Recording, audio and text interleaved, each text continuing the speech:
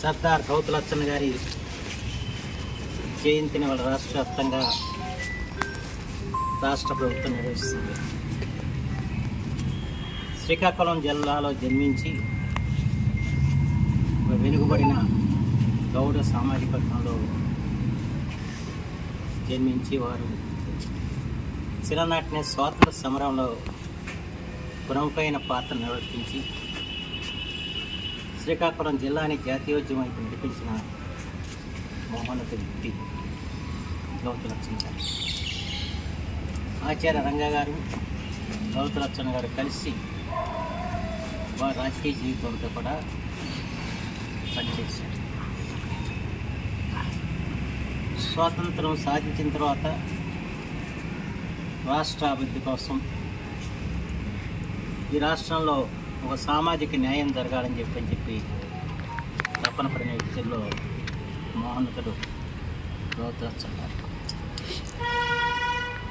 ఆయన ఆంధ్ర రాష్ట్రం ఏర్పడ్డప్పుడు మంత్రివర్యులుగా పనిచేశారు. ఆ తదనంతర కాలంలో ప్రతిపక్షంలో చాలా ప్రముఖమైన పాత్ర నిర్వర్తించారు. గౌతులచ్చన్న గారు లేచి నిలబడ్డారంటే ఆ రోజున అందరూ కూడా వణికే పరిస్థితి. ఆయన విశేష ప్రతిభాశాలి, ప్రత్యేకించి బడుగు బలహీన వర్గాల యొక్క సమస్యలను కూడా సాకల్యంగా తెలిసిన వ్యక్తి. ఏ సమస్య మీద కూడా వారు సాధికారికంగా మాట్లాడారు.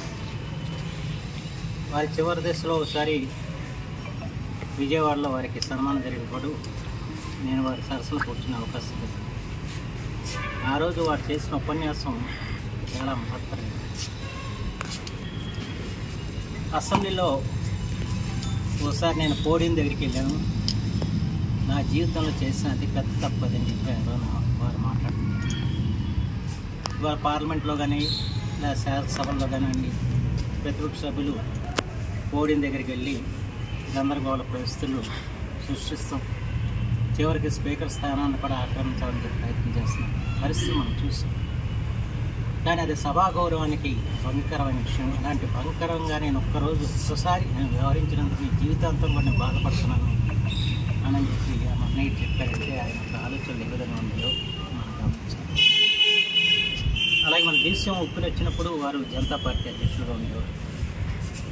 మన దేశంలో అనేక ఆ రోజు జరిగిన సహాయ పునర్నిర్మాణ కార్యక్రమాలు పాల్పంచుకోవటం, అలాగే రామకృష్ణ మిశ్ర వారు రామకృష్ణ పురాన్ని ప్రధానమంత్రి మొరార్జీ దేశాయ్ గారు ప్రారంభించినప్పుడు గౌతులచ్చన్న ఆ రకంగా మన ప్రాంతంతో చాలా చిరకాలైన అనుబంధం ఉంది. ప్రత్యేకించి గీత కార్మికుల సమస్యల మీద ఆయన పోరాడేవారు.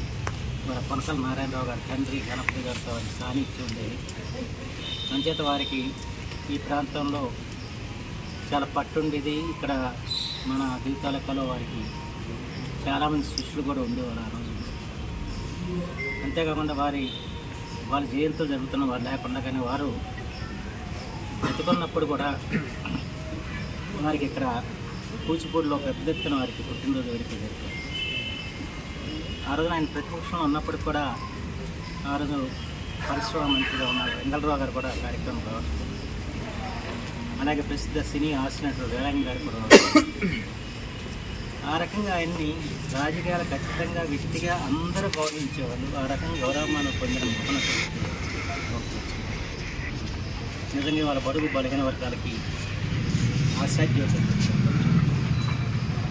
వారి యొక్క పోరాటాల ఫలితంగానే వాళ్ళు ఏదైనా బలహీన వర్గాలకి ఏదైనా న్యాయం జరుగుతుందంటే కేవలం లచ్చన్న గారు చూపిన మార్గం చేసి మాత్రం మన సందర్భంలో మనం భావించాల్సిన అవసరం ఉందని సందర్భంగా మనం చేస్తూ వారికి ఆత్మశాంతి కోరుకుంటూ, అలాగే వారి కుమారుడు శివాజీ గారు కూడా తండ్రి గారు ఒక ఆదర్శాలను పొందుపుచ్చుకునే వ్యక్తి.